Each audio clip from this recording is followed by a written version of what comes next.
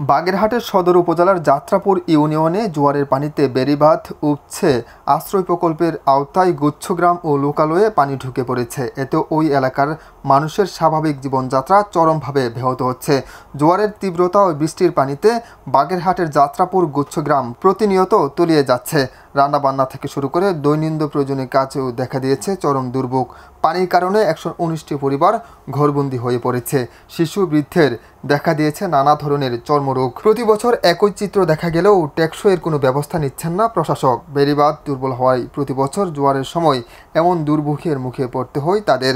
গুচ্ছগ্রামের শতাধিক বাচ্চা পানিবন্দী হয়ে স্কুলে যেতে পারছে না। আশ্রয় কেন্দ্রটিতে 119টি পরিবার প্রথম অবস্থাতে থাকলেও বর্তমানে 70 থেকে 80টি পরিবার রয়েছে। স্থানীয়দের অভিযোগ, প্রতি বছরই এই দুর্ভোগ পোহাতে হচ্ছে তাদের, অথচ প্রশাসনের পক্ষ থেকে টেকসই কোনো ব্যবস্থা নেওয়া হচ্ছে না।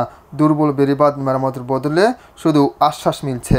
আসসালামু আলাইকুম, আমি লতা। আমি চাপাতলা গুচ্ছগ্রামে থাকি এই 5 বছর ধরে। এখানে আমাদের অসহায় মানুষের পাশে দাঁড়াইছে ঠিকই একখান ঘর দিয়ে, কিন্তু আমাদের কোনো রাস্তা দেয় নাই, কোনো বেড়িবাঁধ করে দেয় নাই। বাচ্চা কাচ্চা স্কুলে যাইতে পারে না। 12 মাস কাল এখানে পানি থাকে, জোয়ার হলে ভেরি ওভার হয়ে পানি চলে আসে এখানে। এই যে চর্মরোগের মতন দেখা দিচ্ছে, পায়ে হাত পায়ে মুখে পর্যন্ত উঠে যাচ্ছে। এগুলোর জন্য বাসা বড় অসহায় দাঁড়াইছে এই জায়গায়। আমরা দুইজনে থাই, আমার বিটার গরিব মানুষ, আর গরু ভাঙ্গাতে খাটতে গেছে বেড়ামে, আমরা কোনো কাজ কাম করতে হই না, আমরা পানির মধ্যে থাকি, বুঝছেন।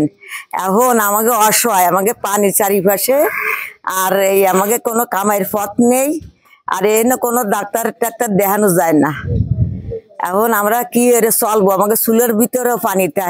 আপনি দেখতে পাচ্ছেন যে চাপাতলা গুচ্ছগ্রামের বর্তমান অবস্থা। এখানে প্রায় 119টা পরিবার থাকে, প্রায় 6 শতাধিক মানুষ এখানে বসবাস করে। এখানে প্রায় 50+ বাচ্চারা আছে যারা স্কুলে যায়, কিন্তু এই জলাবদ্ধতা তৈরি হওয়ার মূল কারণ হচ্ছে জোয়ারের পানি এবং হচ্ছে যে বৃষ্টির পানি। এখান থেকে পানি নিষ্কাশন কোনো ব্যবস্থা নাই এবং এই জায়গাটা অতি নিচু, যার কারণে এখানে 12 মাস পানি জমে থাকে। তো আমাদের দাবি হচ্ছে যে খুবই দ্রুততার সাথে এখানে একটা টেকসই বেড়িবাঁধ এবং হচ্ছে যে এই পানি নিষ্কাশন ব্যবস্থা তৈরি করা, এখানে বালি দিয়ে ভরাট করা এবং একটা ভালো রাস্তার দাবি জানাচ্ছি এলাকাবাসীর পক্ষ থেকে। বাগেরহাটের নির্বাহী কর্মকর্তা SM মুস্তাফিজুর রহমান বলেছেন, আমরা বিষয়টি খোঁজ নিয়ে দেখেছি। নদীর লেয়ারের থেকে আশ্রয় প্রকল্পের জায়গাটি নিচু হওয়ার কারণে পানির জলাবদ্ধতা সৃষ্টি হয়েছে। সেখানে বালু ভরাট করে দেওয়া ও বেড়িবাঁধটিও উঁচু করার ব্যবস্থা হচ্ছে। আমরা জেনেছি যে আমাদের যে আশ্রয় প্রকল্পটাতে পানি উঠে দীর্ঘদিন ধরে জলাবদ্ধতা রয়েছে, এটা একটা দীর্ঘদিনের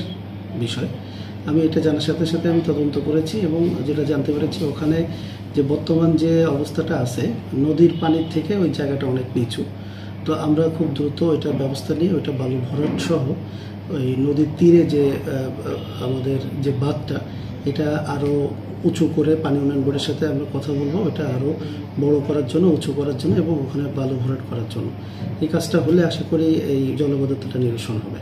বাগেরহাট সদর উপজেলার যাত্রাপুর ইউনিয়নের চাপাতলা গুচ্ছগ্রামে এসে আমরা স্থানীয়দের সাথে কথা বলে জানতে পেরেছি যে এখানে অতিমাত্রায় বৃষ্টি এবং জোয়ারের পানি এসে জলাবদ্ধতার সৃষ্টি হয়, যার কারণে তার কোমলমতি শিশুদেরও চর্মরোগ দেখা দিয়েছে।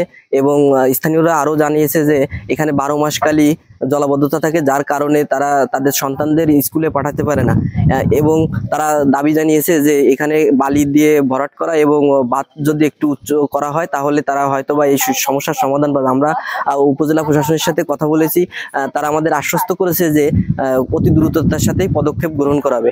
বাগেরহাট থেকে সাগর মণ্ডল।